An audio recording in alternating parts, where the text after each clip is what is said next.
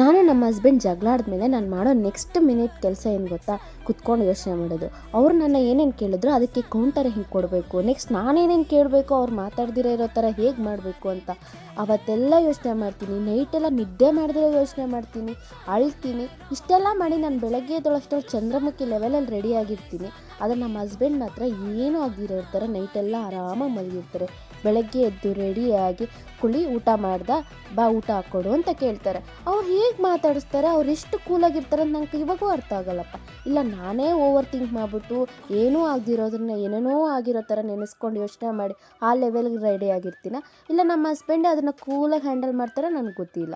ನನ್ನ ಹಸ್ಬೆಂಡ್ ಮಾತ್ರ ಹೀಗೆ ಮಾಡ್ತಾರೆ, ಇಲ್ಲ ಎಲ್ಲರ ಹಸ್ಬೆಂಡ್ಸು ಹಿಂಗೆ ಮಾಡ್ತಾರಾ? ನನಗಂತೂ ಈ ವಿಷಯದಲ್ಲಿ ತುಂಬ ಡೌಟ್ಸ್ ಇದೆ. ನಿಮಗೂ ಯಾರಿಗಾದ್ರೂ ಇದೇ ಥರ ಆಗಿದೆಯಾ? ಇದೇ ಥರ ಯಾರಿಗಾದ್ರೂ ಆಗಿದ್ರೆ ಕಮೆಂಟ್ ಮಾಡಿ. ಹಾಗೆ ಈ ವಿಡಿಯೋ ಇಷ್ಟ ಆಗಿದ್ರೆ ಲೈಕ್ ಮಾಡಿ, ಹಾಗೆ ಶೇರ್ ಮಾಡಿ. ಫಾಲೋ ಮಾಡೋದು ಮಾತ್ರ ಮರಿಬೇಡಿ. Thank you. ಬಾಯ್.